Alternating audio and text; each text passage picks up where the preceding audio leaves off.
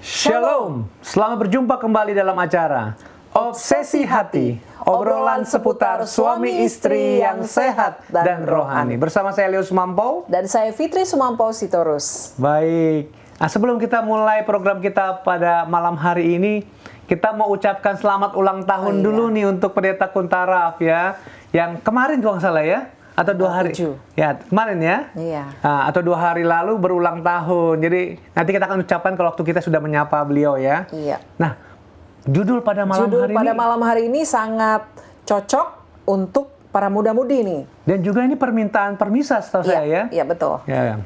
Judulnya Cara Mencari Jodoh. Nah, cara mencari jodoh. Jadi untuk para jomblo ya yang belum punya pacar, nah ini akan diberikan pembahasan tips-tips untuk mendapatkan jodoh yang baik lah ya istilahnya ya. Betul. Baik, sebelum kita memulai acara Obsesi Hati malam hari ini, kita akan membaca ayat tema yang terdapat di dalam Amsal 31 ayat 10.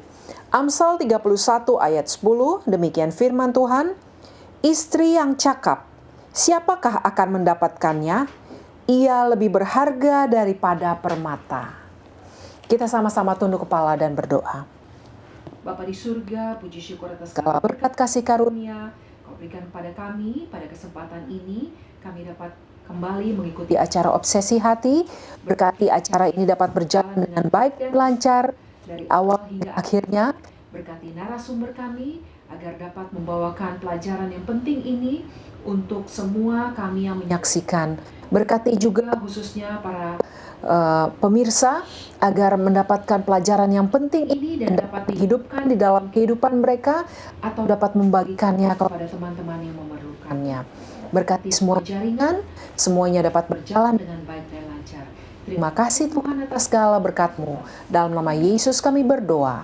Amin. Amin. Baik, kami ingatkan kepada para pemirsa yang ada di rumah, kalau saudara ada pertanyaan, jangan ragu-ragu untuk memberikan pertanyaan saudara ke multimedia atau media sosial pada Hope Channel, baik di YouTube, Facebook, atau Instagram. Saudara boleh tulis di kolom komentar pertanyaan yang saudara ingin tanyakan. Dan kita akan langsung saja menyapa narasumber kita yang ada di North Carolina, Amerika Serikat. Shalom, Pendeta dan Ibu. Shalom, Pendeta dan Ibu. Selamat malam di Indonesia.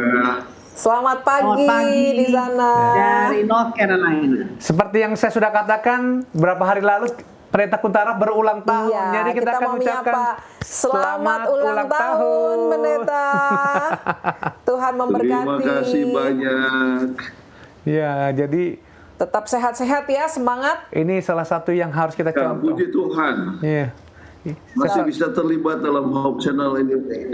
Iya, di usia yang sudah sangat senior, tetapi pelayanan jalan terus. Ini harus kita tiru biasa. Ya. Bener. Kita contoh ya. Benar, luar biasa. Baik, tapi kita mungkin udah nggak sabar untuk mendengarkan pembahasan yang akan dibawakan oleh Pendeta dan Ibu. Kita persilakan. Baik, pemirsa yang berbahagia, kita akan belajar. Ini adalah episode yang ke-222. Cara mencari jodoh. Banyak sekali orang yang susah atau mengalami kesulitan untuk mendapatkan jodoh. Ya, kadang-kadang sudah di atas 35-40 tahun masih belum mendapatkan jodoh. Tetapi ada juga yang umur 16-17 sudah menikah. Apa yang telah terjadi? Ya, ayat yang tadi mengatakan bahwa istri yang cakap itu ya sangat berharga sekali ya. Jadi kalau begitu kita ingin belajar bagaimana untuk mendapatkan jodoh. Baik, kita ingin tahu berapa yang belum mendapatkan jodoh sesuai dengan statistik. Ya, secara statistik, persentase perempuan yang belum menikah lebih rendah dibandingkan laki-laki di Indonesia.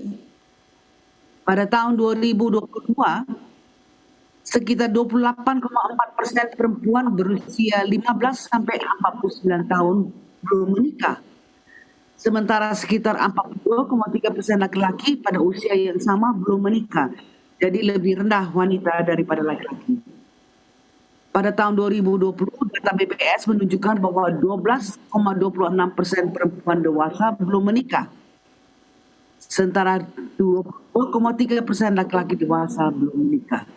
Jadi kita lihat bahwa persentase yang tidak menikah itu meningkat ya. Jadi dari 22% menjadi 42%, ini peningkatan yang sangat besar sekali, artinya double. Nah, apa yang menyebabkan orang belum menikah? Kenapa sebetulnya kita harus mencari jodoh atau cari jodoh? Ya, pertama, manusia adalah makhluk sosial. Kalau kita baca dalam Kejadian 2:18 dikatakan, Tuhan Allah berfirman, tidak baik kalau manusia itu seorang diri saja. Aku akan menjadikan penolong baginya yang sepadan dengan dia. Jadi sejak awal penciptaan manusia, rencana Tuhan adalah supaya manusia itu mempunyai seorang mitra atau seorang teman. Ya. Nah, kita lihat lebih lanjut bahwa ini penting sekali juga supaya kita mendapatkan keturunan. Apa yang dikatakan dalam Kejadian 1 ayat 28? Allah memberkati mereka. Lalu Allah berfirman kepada mereka, beranak cuculah dan bertambah banyak. Penuhilah bumi dan taklukkanlah itu. Berkuasalah atas ikan-ikan di laut dan burung-burung di udara dan atas segala binatang yang merayap di bumi. Oke, jadi ternyata bahwa ini adalah salah satu tujuan yang lain untuk ya menikah, yaitu mendapatkan keturunan. Apa yang dikatakan yang ketiga, manusia memerlukan penyaluran kasih. Ya, kalau kita baca dalam Paulus 9 ayat 13, nikmatilah hidup dengan istri yang kau kasihi seumur hidupmu yang sia-sia. Dan dikaruniakan Tuhan kepadamu di bawah matahari. Karena itulah bagianmu dalam hidup dan dalam usaha yang engkau lakukan dengan jerih payah di bawah matahari. Jadi nikmatilah hidup. Jadi Tuhan menghendaki supaya suami bisa menikmati istri, istri juga untuk menikmati akan suami. Jadi manusia memerlukan penyaluran kasih. Ya, ini sangat penting sekali. Kemudian untuk menikmati hubungan intim dengan istri, kita lihat dalam Amsal 5 ayat 18 dan 19. Diberkatilah kiranya sendangmu, bersukacitalah dengan istri masa mudamu.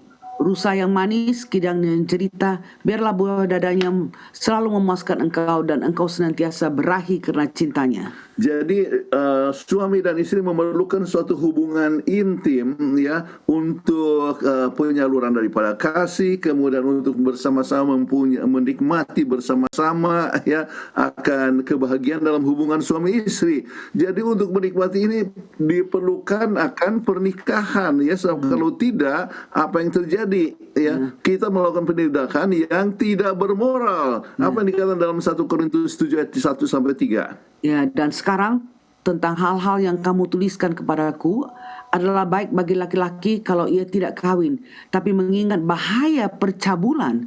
Baiklah setiap laki-laki mempunyai istrinya sendiri dan setiap perempuan mempunyai suaminya sendiri. Hendaklah suami memenuhi kewajibannya terhadap istrinya, demikian pula istri terhadap suami. Jadi ini dikatakan kenapa perlu hubungan suami istri ya, supaya masing-masing dapat memenuhi kewajibannya dengan tidak masuk dalam kelompok tindakan yang tidak bermoral. Oke. Kemudian kita perlu ingat juga untuk alasan budaya. Ya, umumnya secara tradisi budaya timur terutama banyak yang mempertanyakan bila orang masih bujangan dalam usia dewasa, kok sudah tua begini kok masih belum ada pacar ya. Jadi umumnya orang itu akan tanya, kapan kamu menikah? Iya. Kapan kamu menikah? Apalagi nenek dan kakek tanya lagi. Sudah tua ini, saya pengen mau lihat. Saya pengen artinya melihat kamu punya anak supaya saya punya cicit ya. Jadi itu adalah satu perkara yang sering diulang-ulangi ya.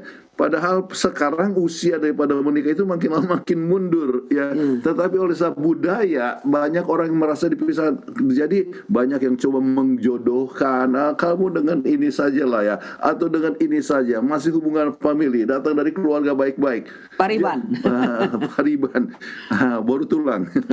Jadi itulah sebabnya banyak sekali orang yang merasa terpaksa untuk menikah oleh sebab alasan budaya tersebut. Baik, ada alasan tambahan ya kita lihat. Yang ketujuh kita lihat untuk mendapatkan dukungan emosional yang konsisten. Sebab kalau hidup sendiri kan tidak ada support, tidak ada emotional support. Jadi perlu emotional support ya. Resiko kesepian yang lebih rendah. Jadi kita kadang-kadang kalau sendiri ya kemana-mana sendiri, tinggal sendiri, masak sendiri, tidur sendiri, itu menimbulkan perasaan kesepian. Ya. Terus kemudian dorongan untuk perkembangan pribadi ya, supaya kita kan kalau ada suami atau ada istri, kita jadi berkembang pribadi kita. Pribadi ya di dalam hubungan satu sama lain ya, hubungan sosial, kemudian bagaimana ia dapat berkembang untuk memperbaiki dirinya sesuai dengan kasih sayangnya kepada pasangannya. Ya. Kemudian yang ke-10 kita lihat kenapa alasan tambahan itu adalah kita dengan married, dengan menikah itu mempunyai stabilitas dan prediktabilitas. Ya, stabilitas oleh sebab merasa lebih stabil daripada ke sana, pacaran sana, pacaran sini dan sebagainya tidak stabil. Tetapi dengan menikah maka kita sudah melihat ada sesuatu perkara yang lebih stabil ya, dan juga apa yang akan dibuat itu pun dapat lebih terperencana. Kemudian yang ke-11 kita rasa lebih aman. Kalau sudah nggak diganggu-ganggu orang lagi tanya, kapan ya? Apa kita sudah rasa, wah. Dan apalagi kepada wanita yang merasa bahwa suasananya sudah aman ya, oleh sebab dia sudah punya pasangan dan sebagainya. Baik, kapan waktunya untuk cari jodoh? Ya, apa yang dikatakan di dalam Kejadian 2 ayat 24? So itu seorang laki-laki akan meninggalkan ayahnya dan ibunya dan bersatu dengan istrinya, sehingga keduanya menjadi satu daging. Jadi kita bisa lihat ini ada step, ada fase tertentu untuk mencari jodoh. Pertama, orang itu harus sudah siap untuk berpisah dari orang tua. Jangan masih sekolah sudah married ya, tinggal satu rumah, menjadi banyak persoalan. Jadi siap, selesai meninggalkan ayahnya dan ibunya, baru mau mencari pasangan ya. Sudah dapat berdiri sendiri artinya. Kemudian dia sudah dewasa, bukan hanya fisik tetapi juga mental, rohani dan sosial ya, menjadi satu daging. Itu bukan hanya mengenai masalah seksualitas tetapi juga di dalam berbagai macam aspek-aspek yang lain. Nah, dalam bagaimana cari jodoh kita lihat contoh Alkitab ya. Kita misalnya si Ishak, bagaimana dia cari jodoh? Ya, dia dijodohkan. Kalau kita lihat di dalam Kejadian 24 ayat 4 dikatakan, tapi engkau harus pergi ke negeriku dan kepada sanak saudaraku untuk mengambil seorang istri bagi Ishak anakku. Jadi inilah yang dikatakan oleh Abraham ya kepada hambanya, cari untuk anak saya. Oke. Jadi ini sekarang bisa terjadi juga ya, di mana orang tua mencarikan jodoh untuk dia punya anak dan sebagainya ya, dari hubungan famili. Atau ada juga yang cari sendiri. Kayak Esau, apa yang terjadi? Kejadian 26 ayat 34 sampai 35 mengatakan ketika Esau telah berumur 40 tahun, ia mengambil Yudit anak Beri orang Het dan Basmat anak Elon orang Het menjadi istrinya. Kedua perempuan itu menimbulkan kepedihan hati bagi Ishak dan bagi Ribka. Sampai Ribka kata, kalau begini lebih bagus saya mati aja, karena dia merasa sangat pedih ya. Sangat pedih. Kenapa? Oleh sebab alasan ini, yaitu dalam 2 Korintus 6 ayat 14 ya. Ia mengatakan, janganlah kamu merupakan pasangan yang tidak seimbang dengan orang-orang yang tak percaya. Sebab perasaan apakah yang terdapat antara kebenaran dan kedurhakaan? Atau bagaimana kerang dapat bersatu dengan yang gelap? Jadi tidak seimbang, unequally yoked. Itulah yang menyebabkan Ribka sampai katakan, kalau begini saya mati aja lah. Ya, berbeda faham ya. Mungkin makanannya berbeda, ya cara pandangnya berbeda dan sebagainya. Jadi sangat pedih perasaan daripada Ribka. Iya, Ribka. Ya. Oke. Kemudian contoh Alkitab lagi juga Yakub cari sendiri ya. Kejadian 29-20. Jadi bekerjalah Yakub 7 tahun lamanya. Ampun, amin. 7 tahun, bukan waktu yang pendek ya, panjang sekali untuk mendapat Rahel itu. Tapi yang 7 tahun itu dianggapnya seperti berapa hari saja karena cintanya kepada Rahel. Jadi hebat sekali ya. 7 tahun itu dia merasa sebentar karena dia tiap-tiap hari bisa lihat Rahel. Oke, jadi kita bisa melihat bahwa Yakub cari sendiri ya, walaupun dia pergi dikirim oleh orang tuanya, tetapi dia yang memilih. Oke, saat ada beberapa calon yang lain. Kemudian ada juga contoh Alkitab Alkitab yang salah pilih, misalnya Simpson. Ya, kalau kita baca dalam Hakim-Hakim 14 ayat 1 sampai 3 dikatakan Simpson pergi ke Timnah dan di situ ia melihat seorang gadis Filistin. Ia pulang dan memberitahukan pada ayah dan ibunya, di Timnah aku melihat seorang gadis Filistin. Tolong ambillah dia menjadi istriku. Tapi ayahnya dan ibunya berkata kepadanya, tidak adakah di antara anak-anak perempuan sanak saudaramu atau di antara seluruh bangsa kita seorang perempuan sehingga engkau harus pergi mengambil istri dari orang Filistin, orang-orang yang tidak bersunat itu? Tapi jawab Samson kepada ayahnya, ambillah dia bagiku, sebab dia kusukai. Oke, jadi dia rasa jatuh cinta kepada Orang Filistin. orang Filistin tersebut, ya. Baik, jadi salah pilih, dan kita tahu berbagai macam masalah telah terjadi dengan hidup daripada Simpson. Nah, jadi bagaimana caranya dapatkan jodoh, ya? Ada beberapa poin yang sangat penting sekali kita harus buat, ya. Pertama, berdoa. Diperlukan pimpinan Tuhan dalam langkah. Sebab kita kadang-kadang lihat, oh ini laki-laki tampan ya, atau ini istri cantik ya. Tapi kita tidak tahu hatinya. Hanya Tuhan saja yang tahu. Maka kita harus berdoa supaya Tuhan memimpin kita untuk memilih orang yang tepat. Jadi sebelum melangkah, berdoa. Ya. Dan dikatakan kita bisa berdoa sampai 2 kali lipat. Biasa 5 kali, sekarang jadi 10 kali lipat untuk mendapatkan jodoh yang benar. Dan ingat, jangan tergesa-gesa. Ada istilah yang mengatakan slow but sure. Jadi jangan tergesa-gesa. Ya, ada orang yang lihat, oh ini dia contoh, kemudian 2 minggu kemudian mau menikah. Itu adalah satu hal yang sangat berbahaya, ya. Jadi ingat, kualitas dari calon istri yang baik sesuai dengan Amsal 31:11 sampai 29 adalah tabiatnya. Carilah tabiatnya, ya. Cantik hanya dari luar, ya. Tetapi kalau misalnya di dalamnya itu, artinya tabiatnya itu tidak baik, maka Anda harus berhati-hati. Ya. Cantik pun nanti satu hari kelak akan keriput. Sudah jadi nenek-nenek jadi keriput. Tapi tabiat akan menjadi lenggang. Tetap dapat kita percayakan. Dan bagaimana kualitas dari calon suami? Ya, haruslah orang yang takut akan Tuhan. Orang yang mencintai juru selamat. Dan tabiat yang murni, rajin dan jujur. Ini penting sekali, yaitu tabiat yang murni, rajin dan jujur, ya. Sehingga dengan demikian memiliki kejujuran dalam rumah tangga. Sebab kalau tidak jujur, ya, kalau tidak dipercaya, apa yang terjadi dengan rumah tangga tersebut. Kemudian ada bimbingan-bimbingan yang penting dalam mencari jodoh, ya. Gampang buat kesalahan daripada memperbaikinya. Jadi ini sangat berhati-hati. Banyak orang buat kesalahan, ya. Lebih bagus memutuskan pertunangan daripada menikah dengan orang yang salah, ya. Jadi kalau kita sudah dapatkan bahwa tidak jujur, misalnya jujur, ya, maka lebih bagus jangan meneruskan hubungan. Kalau Anda sudah dapatkan dia suka mabuk-mabuk, ya, jangan Anda teruskan. Harus berhati-hati, sebab kecuali Anda selalu harus siap untuk dipukul sebab suami mabuk, ya. Jadi putuskan adalah jauh lebih baik daripada terus menikah, karena kita akan menyingkirkan banyak persoalan di kemudian hari. Hindarkan infatuation, ya, yaitu cinta monyet. Jadi kita harus perlu testing, ya. Kita sudah pernah ajarkan itu, ya, ujian cinta dan mengerti cinta yang murni. Bagaimana cinta yang murni itu tidak selfish, ya, tidak ingat diri sendiri. Selalu siap untuk melayani, ya, selalu siap untuk berbuat sesuatu yang cintai. Ingatlah, ya, pergaulan dengan yang seiman. Jangan ada perbedaan yang antara yang enggak percaya kepada Tuhan dengan yang percaya kepada Tuhan. Sebab tidak ada persamaan dalam kehidupan untuk seumur hidup, ya. Bukan saja cara makannya pun berbeda, dan cara juga dia punya hiasi rumah berbeda, cara mendidik anak pun berbeda.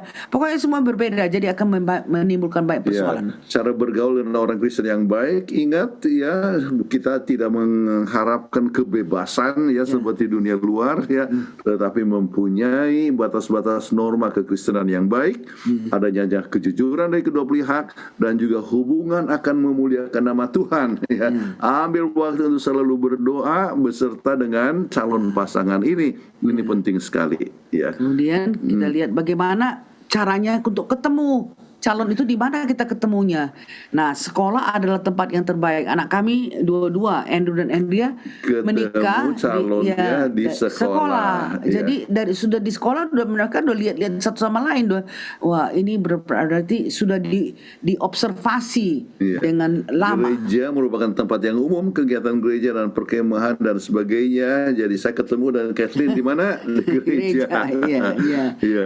Jadi ini adalah tempat yang bagus sekali. Dan kemudian ikut kegiatan gereja dan misalnya ikut perkemahan dan sebagainya, ada pertemuan dan saling tertarik dan bisa meneruskan koresponden ataupun juga pergaulan ya dengan sehat. Ya. Kemudian tempat yang terbaik juga yang ketiga yang bisa kita ketemu kita punya pasangan hidup ya adalah di tempat kerja. Ya, karena tempat bekerja oleh sebab sering ketemu dan sebagainya bisa tertarik satu sama lain ya. Tetapi kita ingat ya memerlukan akan iman yang sama. Dikenalkan oleh orang yang dapat dipercaya ya. Siapa yang dapat memperkenalkan? Mungkin ada ada tante atau teman ya. Ya dan saya pernah memperkenalkan beberapa orang ya, ada yang berhasil dan bahagia sampai sekarang. Ya. Itu hal yang baik ya. Kemudian kelima kita lihat pimpinan Tuhan yang ajaib. Bagaimana bisa ketemu dengan pasangan hidup kita, calon pasangan hidup kita, pimpinan Tuhan saja. Jadi ada orang yang ketemu di kereta api, di pesawat ya. Tetapi terasa cocok dan sebagainya. Ya. Atau pertemuan online ya. Sebab penelitian di Amerika menyebutkan bahwa 19-35% perkawinan dimulai dengan online dating. Jadi mereka kan sekarang banyak ini website di mana banyak sekali orang memperkenalkan dirinya. Dengan mereka memulai online dating, akhirnya terus bertemu dan akhirnya mereka menikah. Jadi pertemuan online itu banyak yang juga berhasil dan menyebabkan rumah tangga yang berbahagia. Atau sering bergaul dengan teman dan teman dari teman. Ya, statistik menyebutkan bahwa 19% dari perkawinan dimulai dari perkenalan oleh temannya. Ini bisa terjadi dengan menghadiri pesta, ikut kegiatan retreat gereja, perkemahan, fellowship dan sebagainya. Ya. Jadi diperkenalkan oleh teman. Ya. Kemudian yang kedelapan bisa ketemu teman-teman lama seperti reuni SMA atau perguruan tinggi. Oh itu ada teman kita masih tetap single. Ayo itu cocok untuk kamu. Jadi bagus sekali. Bagus. Ya. Bagaimana Anda jatuh cinta? Hati-hati soal cinta dan infatuation. Adanya perbedaan antara cinta dengan infatuation. Ya. Tapi banyak juga persamaan. Ya. Yang pertama. Persamaan misalnya mempunyai perasaan yang kuat mencintai lawan jenis, mempunyai passion, kedekatan dan emosi yang aneh ya. Perasaan saya tertarik sekali kepada dia ya. Tetapi ingat ya kadang-kadang infatuation itu kelihatan dekat artinya di mata jauh dari mata jauh dari hati. Itu berhati-hati ya. Oke. Kemudian untuk dapatkan pasangan yang cocok, apakah Anda mempunyai interest dan kepercayaan yang sama? Itu satu hal yang sangat penting sekali. Apakah dia datang dari keluarga baik-baik? Ya. Apakah dia seorang yang sukses? Ya, atau dia seorang pemalas, mungkin sekolah gereja skor di gereja di sekolah pun juga jelek ya. Ini parti ini nggak mempunyai. Jadi Anda harus berhati-hati dalam memilih ya. Apakah dia cukup menarik bagi Anda? Ini bukan soal kecantikan, tetapi yang penting adalah tabiatnya. Misalnya apakah dia giat ya, mempunyai ketulusan dalam berbagai macam kegiatan gereja. Ya, apakah dia suka humor? Penting sekali. Kita pernah bahas bagaimana pentingnya humor dalam keluarga. Okay. Bagaimana pandangannya tentang materi atau keuangan? Ada orang yang betul-betul materialistik sekali. Saya kawin sama dia supaya saya dapat banyak uang, banyak warisan, banyak itu kita harus berhati-hati ya. Iya, pasti lebih senang lah sebab keuangannya baik. Kemudian orang yang tidak punya uang susah sekali mendapatkan pacar. Kita akan bahas dalam salah satu episode beberapa minggu mendatang. Bagaimana keadaannya dalam hubungannya terlebih dahulu ya. Dia pernah berpacaran dengan siapa, kemudian bagaimana hubungannya, apakah dia pernah bohong ya. Jadi integritas adalah penting sekali dalam keluarga.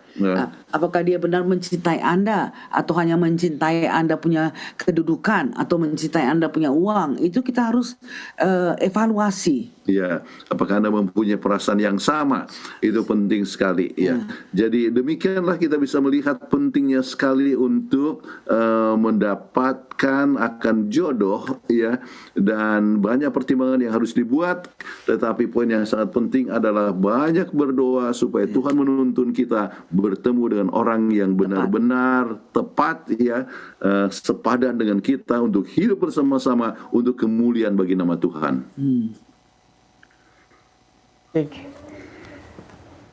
Baik, terima kasih Pendeta dan Ibu untuk pembahasannya ya, Iya. cara mencari jodoh ya.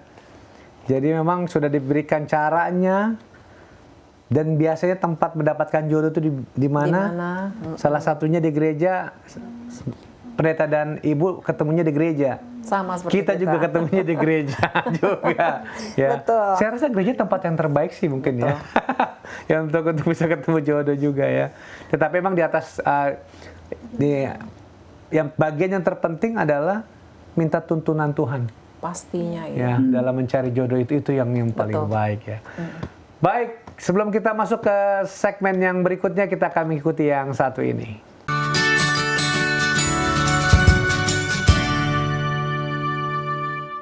Tahukah Anda, ada 4 hal yang harus Anda ketahui dalam memilih pasangan hidup.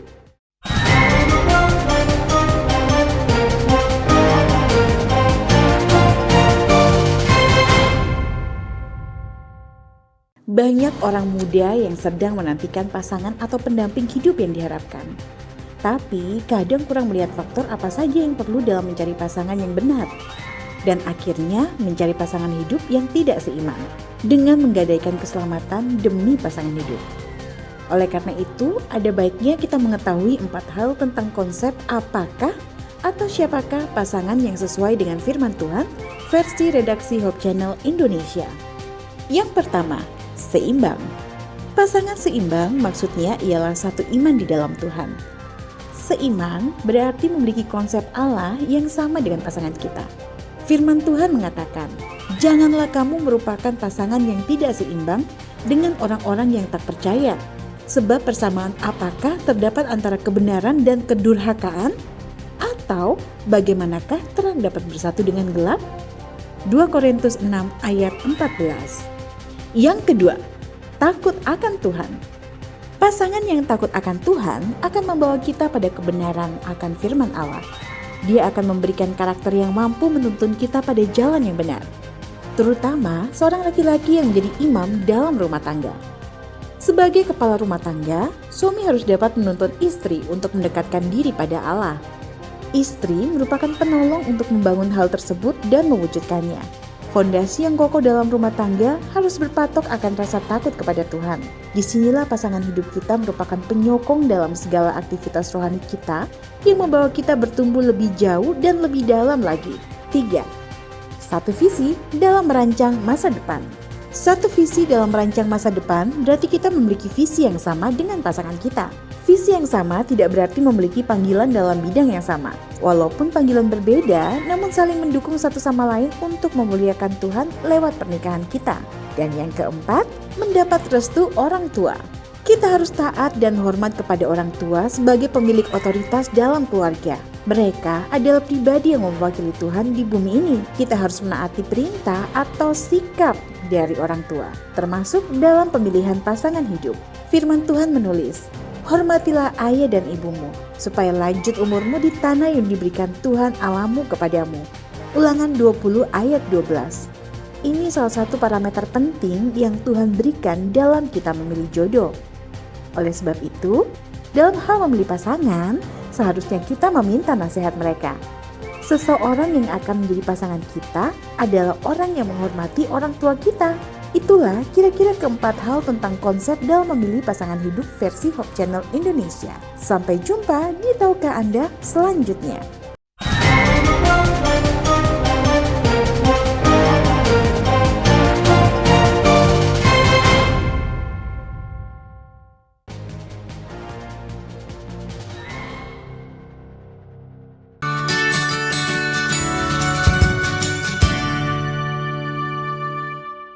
Kembali lagi di Obsesi Hati. Tetapi sebelum kita masuk ke segmen yang kedua, kita akan mengingatkan bahwa pada malam hari ini kita ada buka polling ya. Polling di live YouTube kita. Nah, coba nanti silakan partisipasi ya. Kami rindu partisipasi daripada pemirsa yang ada di rumah untuk boleh ikut polling di live YouTube kita ya. Dan nanti akan di segmen berikutnya kita akan bacakan hasil pollingnya ya. Nah, di segmen 2 ini kita masuk nama programnya Apa Kata Mereka. Ya, kita sudah tanya para responden kita. Terima kasih kepada responden juga telah berpartisipasi. Ada 3 pertanyaan yang kita tanyakan dan mereka memberikan jawaban dari pertanyaan kita. Nah, pertanyaan yang pertama ya kita tanyakan kepada mereka. Nah, ini kita belajar dari kisah Simpson ya di Alkitab ya. Nah, pertanyaannya adalah Simpson itu suka seseorang dari luar iman. Orang tua tidak setuju. Nah, kalau itu terjadi sama kita, apa yang kamu lakukan? Kita dengarkan apa kata mereka.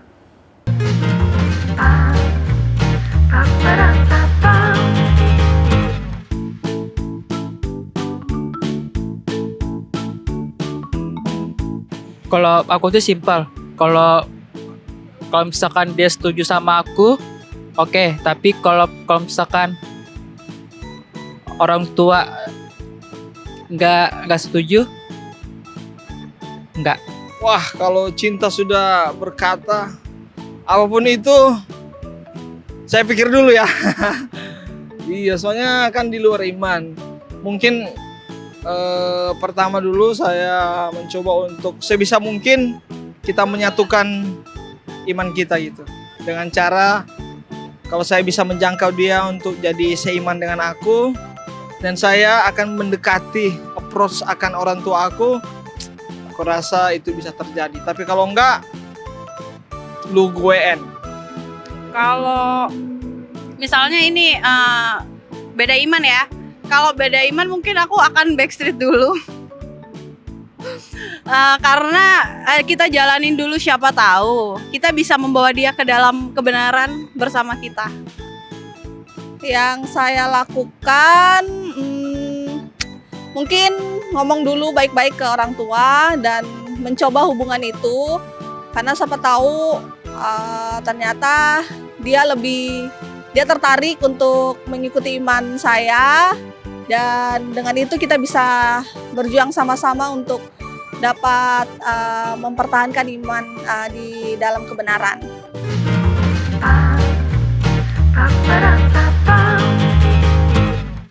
Baik, terima kasih jawabannya. Kalau Mama sendiri gimana tuh responnya tuh ya? Aku sih nggak mau nyoba-nyoba, langsung end. Saya juga mungkin enggak kali ya. Walaupun dulu pacar saya ada bukan seiman, tetapi akhirnya puji Tuhan saya dapat istri yang memang satu iman sih. Dan mungkin kita juga kasih tahu ke anak-anak kita ya, kalau sebaiknya jangan mencoba-coba. Jangan mendatangi pencobaannya. Tapi kita mau dengar nih, kita kayak agak takut-takut jawabnya kan, karena kita juga bingung ya. Nah, kita mau tanya nih nasihat dari pendeta dan ibu nih. Pertanyaan pertama ini, ada komentar pendeta dan ibu, silakan. Kita dapatkan bahwa ada orang-orang yang tadinya tidak seiman, ya, tetapi dan pergaulan menjadi satu iman, kemudian betul-betul membentuk rumah tangga yang sangat berbahagia sekali, ya. Jadi kita mengetahui bahwa banyak orang yang tidak seiman itu yang mencari kebenaran. Jadi dia belum seiman oleh sebab dia belum mengetahui akan kebenaran, ya, yang dimiliki oleh satu dalam iman, ya, yang satu iman. Jadi memperkenalkan posisinya inilah, ya, tetapi hubungan jangan sampai terlanjur akrab. Ya, jadi perkenalkan, ya, kemudian kalau seandainya dia mempunyai kerinduan untuk belajar bisa ketahuan, tetapi kalau tidak ada kerinduan untuk belajar, lebih bagus jangan meneruskan hubungan tersebut, ya. Jadi kami dapatkan orang yang tadinya tidak seiman menjadi seiman dan betul-betul berbahagia, ya, sampai punya anak dan cucu. Tapi kuncinya adalah jangan sampai kita komit, kita mau merit, padahal belum seiman. Jadi kita berdoa, hanya Tuhan yang tahu hati seseorang. Jadi banyak berdoa supaya dia jangan juga masuk ke seiman dengan kita hanya untuk memerit dengan kita. Nanti sudah habis diberkati, udah nggak mau datang lagi ke gereja dan sebagainya. Jadi banyak berdoa, itu kuncinya. Iya, sebab ada orang yang baru dibaptiskan hanya 1 minggu sebelum pemberkatan, ya, atau 1 bulan sebelum pemberkatan. Ya, jadi itu adalah hal yang harus dihindarkan. Biarlah mempunyai waktu yang sangat lama dan kemudian bisa lihat bagaimana dia itu bertumbuh dalam iman, ya, sampai akhirnya mempunyai satu komitmen untuk meneruskan hubungan. Oke, baik. Terima kasih nih komentarnya pendeta dan ibu ya. Jadi berteman dulu ya, bergaul dulu dan memperkenalkan keyakinan kita. Baik, kita masuk ke pertanyaan kedua mengenai kisah Yakub kerja 7 tahun demi Rahel. Apakah kamu akan berjuang seperti itu demi cinta? Nah, kita dengarkan apa kata mereka.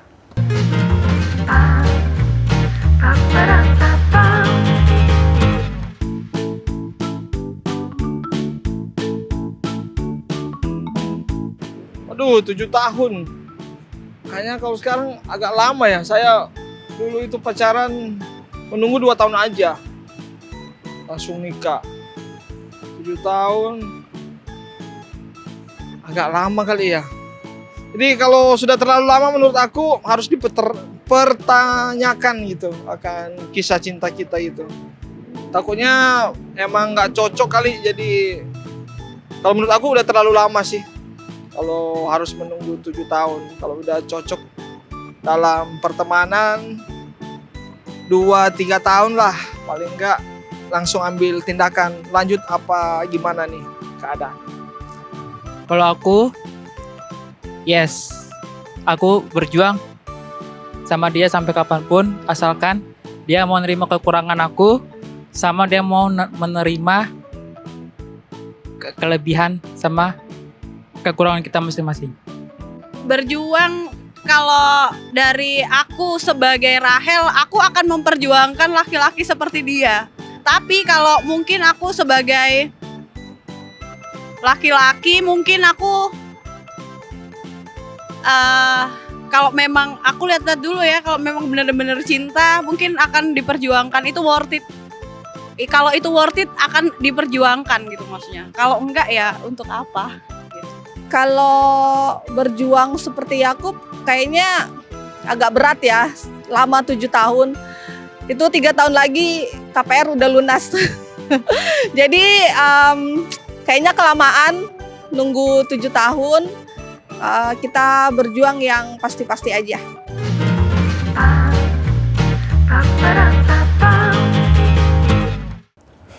Ya, terima kasih untuk jawaban-jawabannya ya. Dan memang 7 tahun itu bukan usia yang ini ya, maksudnya bukan pendek ya. Seorang bayi sampai udah bisa sekolah tuh masuk SD. Ada lumayan panjang. Komentar 1, 7 tahun, 3 tahun lagi KPR lunas. Kelamaan sih ya, kalau saya pribadi juga lama ya. Itu luar biasa Yakub itu ya. Iya. Luar biasa itu. Tapi nggak tahu ya, perjuangan 7 tahun itu memang betul-betul menunjukkan cinta kita atau bagaimana ya? Kita tanya dulu komentar dari pendeta dan ibu mengenai pertanyaan nomor 2 ini. Silakan. Persilakan. Kalau seorang mencintai, ya bukan hanya 7 tahun, 10 tahun juga siap. Dan kebetulan kami memulai hubungan tahun 71, ya. Pergaulan, kemudian mengambil tekad untuk memulai hidup bersama-sama di kemudian hari, tetapi oleh sebab Kathleen masih sekolah, saya harus pergi ke Kupang. Kemudian di Fakultas Kedokteran itu ada tantangannya yang sangat besar, ya.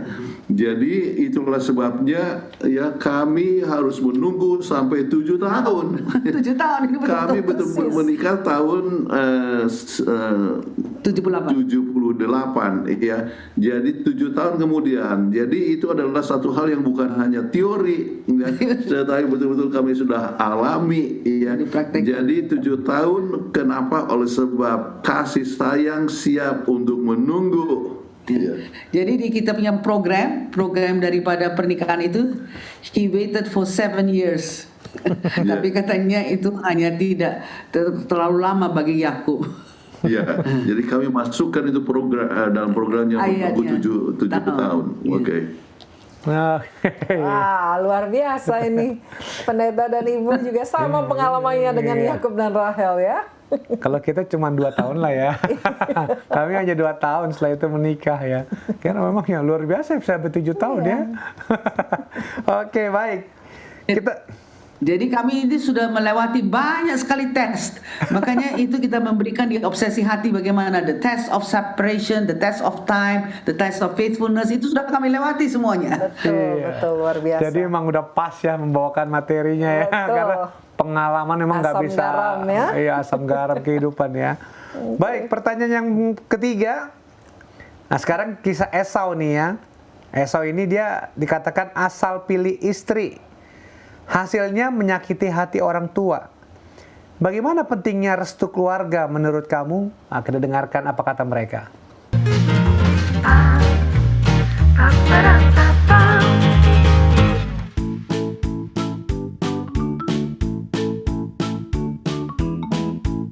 Restu keluarga itu sangat penting ya, karena mereka itu adalah orang-orang terdekat kita yang selalu mensupport kita. Jadi dengan restu dari mereka itu sangat penting bagi kehidupan kita selanjutnya.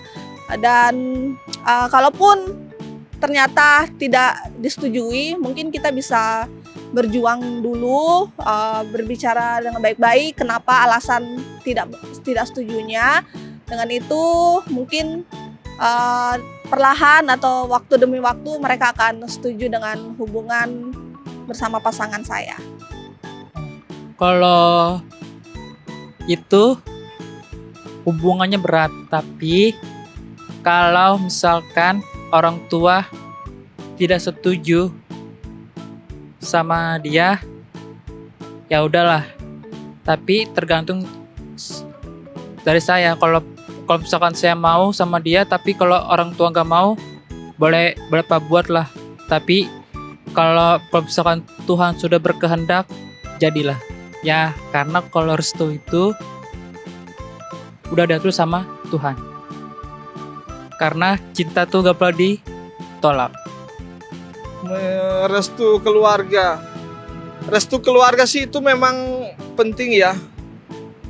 Apalagi orang tua. Tapi memang yang jalani kan ujungnya kita juga sih ya. Jadi yang pertama kita fix. Saya dan pasangan ini gimana, kita bisa nggak saling menerima keadaan dan sebagainya. Soal restu orang tua atau keluarga, menurut aku kayaknya belakangan ya. Ini based on true story saya juga. Mungkin keluarganya tidak terlalu setuju, tapi karena kita berdua komitmen dan cinta kita dipersatukan oleh Tuhan, sebisa mungkin kita lakukan yang terbaik. Ya akhirnya keluarganya udah bisa menerima juga dong sampai sekarang kayak gitu.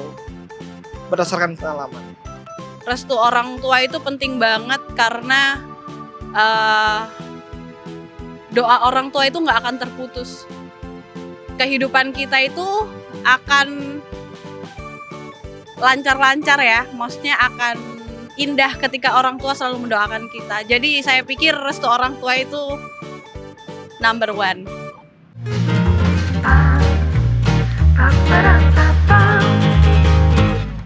Baik. Kalau saya, thank you sebelumnya kepada teman-teman yang sudah menjawab ya. Saya selalu mendoakan supaya anak-anak saya dalam memilih pasangan itu tidak menyakiti hati orang tua. Karena ini sebelumnya ada kan, kalau Esau itu dia menyakiti hati, kalau bisa janganlah. Ya, walaupun kalau mereka menikah kan memang yang menjalani hidup kan anak-anak kita ya, tetapi saya selalu katakan bahwa menikah itu sebenarnya bukan hanya kalian berdua loh, saya bilang. Dua keluarga besar itu juga kalian terima nggak terima itu turut berperan penting. Saya nggak tahu nanti pendeta sama ibu yang akan, apa saya salah statement saya, tapi saya bilang dua keluarga besar ini kalian terima nggak terima akan tetap ada di dalam kehidupan rumah tangga kalian. Malah banyak sekali rumah tangga yang pecah oleh karena pihak ketiga keluarga besar ini. Itu jadi kalau bisa harus sudah mendapat restu dari orang tua. Gimana Mama? Sama? Iya, setuju. Berarti gimana pendeta dan ibu untuk pertanyaan nomor 3 ini? Ya, restu daripada orang tua adalah penting. Ya, namun kalau orang tua itu tidak setuju, harus dilihat apa yang menyebabkan orang tua tidak setuju. Kalau masalah daripada Esau, ya, oleh sebab memang dia memilih orang yang tidak seiman. Ya. Jadi kalau orang tua tidak setuju oleh sebab alasannya ini tidak seiman, itu adalah satu alasan yang sangat valid. Ya, sebab iman seseorang itu mempengaruhi segala aspek kehidupan. Ya, makanannya kan tergantung kepada imannya. Ya, keadaan rumah, pendidikan, apa semua tergantung pada iman, filsafat daripada kehidupan. Jadi apa yang menyebabkan orang tua setuju atau kenapa dia tidak setuju? Ya, nah kalau itu iman, oke. Kemudian tetapi dia datang dari keluarga miskin, ya. Nah kalau miskin kita tahu bahwa cinta itu dapat mengatasi segala sesuatu, ya. Dan itu mungkin dasarnya tidak terlalu kuat, ya, mengenai status ekonomi, ya. Jadi sebab ekonomi itu adalah satu perkara yang dinamis, ya. Jadi mungkin sekarang dia miskin tetapi Nanti jadi ada uang. akhirnya jadi ada uang, kemudian yang kaya sekarang akhirnya jadi Miskin. Jadi miskin. Ya, jadi itu adalah satu perkara yang Tidak valid. bukanlah menjadi prinsip yang kuat, ya. Jadi kembali tergantung kepada situasinya dan alasannya. Kalau seandainya sesuatu perkara yang sangat valid soal agama, maka perlulah itu harus dipecahkan lebih dahulu. Ya, yaitu belajar. Dan sebenarnya kalau memang sama sekali tidak suka untuk belajar, ya lebih bagus jangan teruskan. Ya, sebab kita harus tahu juga orang tua itu punya banyak pengalaman. Ya. Makan garam. Jadi sudah makan asam garam. Jadi kalau misalnya orang tua itu setuju atau tidak setuju, mempunyai alasan-alasan yang sangat penting sekali. Ya. Jadi harus dipertimbangkan dan dievaluasi sebelum akhirnya mengambil keputusan yang tepat. Ini juga baru nasihat yang valid, ya. Betul. Baik. Kita ucapkan terima kasih kepada para responden kita yang telah berpartisipasi, ya, di segmen kita. Terima kasih banyak untuk jawaban-jawaban yang telah diberikan, ya. Baik, sebelum kita mengikuti segmen selanjutnya, kita akan mengikuti yang satu ini.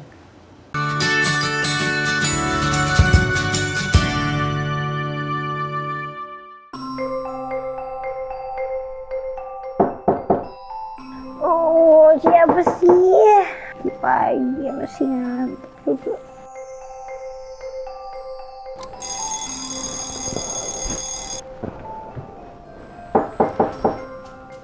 Siapa sih dari tadi pagi?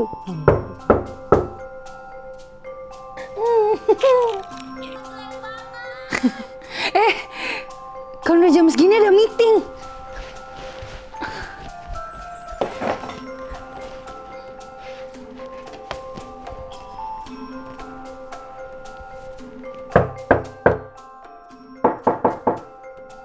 Siapa sih dari tadi? Lagi sibuk, lagi meeting juga, ntar aja deh.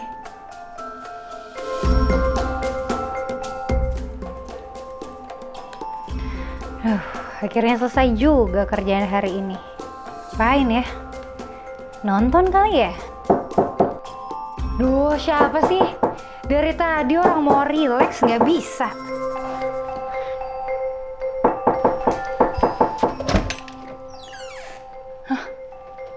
Tuhan Yesus.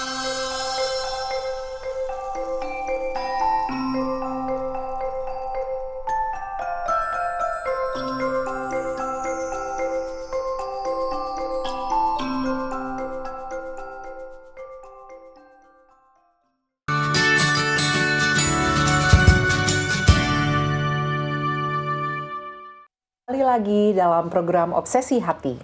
Saat ini kita masuk ke segmen pertanyaan yang telah diberikan ke redaksi Obsesi Hati. Namun sebelumnya kita akan membacakan dulu hasil polling yang telah diberikan ya. Ada 2 pertanyaan. Pertanyaan pertama, kalau saya sedang dekat dengan yang seiman, tapi sifatnya tidak cocok, apa yang harus saya lakukan? Apa ini? No. Langsung selesai. Langsung selesai, 77%. Saya jadi ingat ini. Pernah pendeta dan ibu ada buat satu pembahasan. Iya. Putuskan saja. Iya, Itu ingat saya betul. sekali itu. Jadi no, putuskan saya 77%. Wah, lumayan Iya. tinggi ya. Kemudian lanjut. Lanjut admin maksudnya. Itu 22%. Nah, Ya. Pertanyaan kedua, menurut kalian apakah cinta bisa tumbuh setelah perkenalan dijodohkan? Jawabannya ada 3. Yang pertama bisa 40%, mungkin 40%, sudah pasti tidak 20%. Nah, kita mau tanya nih, bagaimana tanggapan pendeta dan ibu akan hasil polling. pertanyaan ini ya, hasil polling ini. Silahkan. Itu cocok ya, sebab masing-masing itu ada personality, masing-masing itu ada temperamen ya, masing-masing itu ada latar belakang ya, yang berbeda, kadang-kadang tidak bisa cocok. Kalau memang tidak cocok ya, jadi kita bisa bayangkan rumah tangga itu akan banyak bertengkar terus. Daripada rumah tangga itu bertengkar terus, maka lebih bagus putus ya.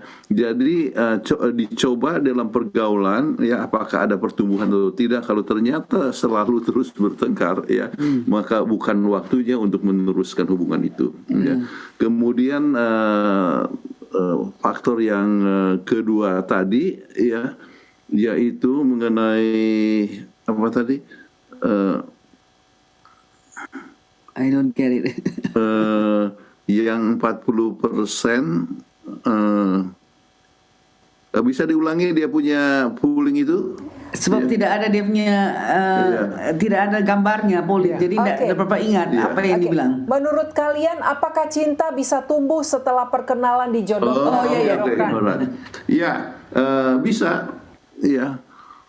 Dengan sendirinya cinta itu bisa bertumbuh dalam rumah tangga. Jadi banyak orang yang dijodohkan akhirnya bisa jadi sayang satu sama lain dan bertumbuh ya. Jadi saya lihat tadi bisa itu 40%, mungkin itu 40%, kemudian 3 itu 20%. Jadi kalau mungkin dengan bisa itu digabung jadi 80%. Dan memang ya itu adalah satu perkara yang memungkinkan. Iya, untuk bertumbuh sesudah pernikahan. Terima kasih banyak ya untuk penjelasannya pendeta dan ibu. Dan juga terima kasih kepada teman-teman yang sudah berpartisipasi di polling yang sudah diadakan ya. Terima kasih. Nah, kita masuk ke pertanyaan karena ada beberapa pertanyaan. Yang pertama dari Michael Aldi ya.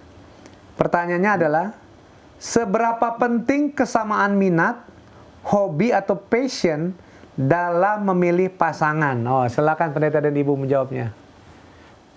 Saya rasa sangat penting ya. Namun kita harus tahu bahwa ada faktor yang lebih penting daripada hanya sekedar hobi ataupun minat. Ya. Masalah iman itu lebih penting. Kemudian perasaan mengasihi itu sangat penting sekali. Itu hal yang bertumbuh. Sebab mungkin saja dia punya hobi itu berbeda, tetapi bisa saling mengisi nanti di rumah tangga, ya, bisa saling mendukung. Jadi kalau satu misal suka sepak bola, yang lain suka badminton. Jadi kan sesuatu perkara yang berbeda, tetapi sama-sama itu olahraga sifatnya, yaitu masing-masing memikirkan akan kesehatan. Jadi coba maafkan, lihat titik temu apa di mana hubungan itu dapat bertumbuh. Tetapi yang sangat lebih penting adalah masalah yang lebih prinsipil. Yaitu satu iman, itu prinsipil. Biar bagaimanapun itu tidak bisa ditawar menawar. Ya, sebab itu sebab waktu, silakan kalau siapa tahu ada masih sempat untuk pertanyaan yang berikut. Baik, terima kasih pendeta dan ibu.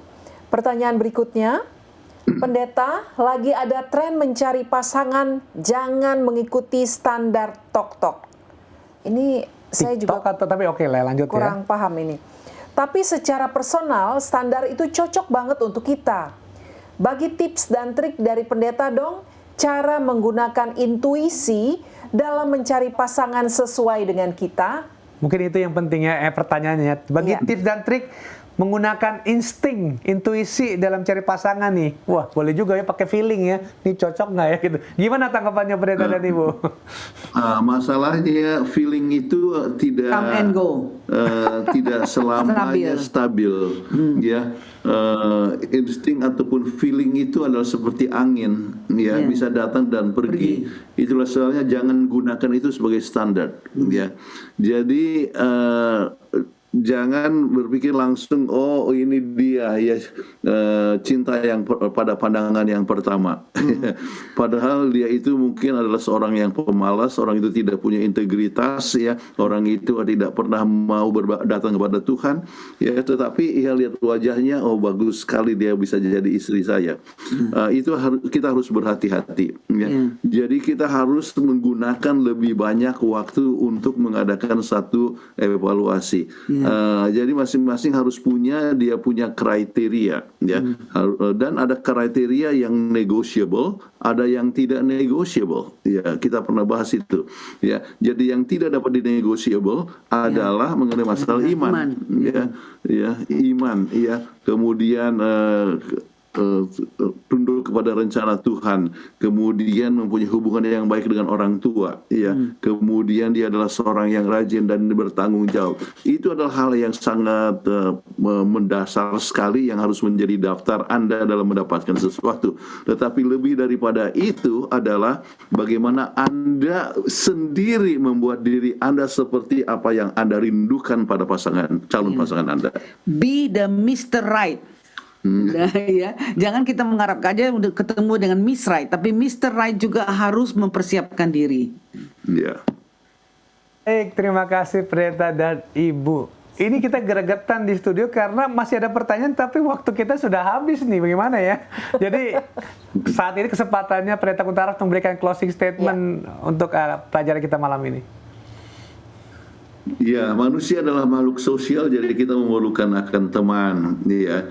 Tetapi jangan sembarangan cari teman, tetapi haruslah menggunakan standar yang diberikan oleh Alkitab, yaitu seorang yang akan membawa kita kepada kebahagiaan dan membawa kita untuk perjalanan menuju ke surga. Jadi kalau seandainya dalam perjalanan iman ini kita dapatkan yang tidak seiman, maka perjalanan itu akan timpang sekali. Untuk itu kita harus banyak berdoa, mengikuti rencana Tuhan, biar mengambil adanya tempat-tempat yang bagus untuk pertemuan, dan cara pergaulannya itu haruslah sehat ya, mempunyai moralitas yang tinggi, dan selalu berdoa kepada Tuhan untuk tetap mendapatkan orang yang sangat tepat. Baik, terima kasih Pendeta. Kami mengundang Ibu Kathleen Kuntaraf untuk membawakan doa tutup. Baiklah, sama-sama kita berdoa. Bapa kami yang bertata dalam kerajaan sorga, terima kasih atas kesempatan yang Tuhan berikan kepada kami untuk menyampaikan presentasi bagaimana caranya mencari jodoh.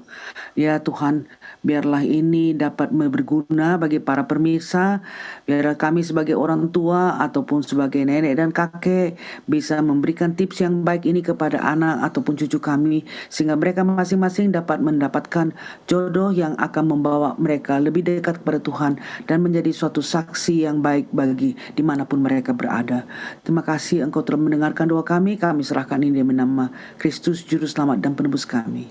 Amin. Amin. Amin. Baik, terima kasih Pendeta dan Ibu. Sampai jumpa ya. Pembahasannya sampai jumpa Senin Sampai depan. jumpa Senin depan. Tuhan berkati. Tuhan berkati. Baik, demikianlah akhir dari acara kita Obsesi Hati pada malam hari ini. Terima kasih kepada pemirsa yang selalu setia menyaksikan Obsesi Hati dari Senin malam ke Senin malam. Terlebih terima kasih kepada narasumber kita, Pendeta dan Ibu Kuntaraf yang telah menyiapkan materi yang saya percaya sangat berguna untuk kita, dan sahabat-sahabat kru Hope Channel Indonesia yang telah memimpin, memandu acara ini dari awal hingga akhir. Terima kasih banyak sehingga acara ini dapat berjalan dengan baik dan lancar. Akhir kata saya Leo Sumampo. Saya Fitri Sumampo Sitorus. Saksikan terus Hope Channel Indonesia, televisi yang mengubah hidup Anda. Tuhan memberkati kita.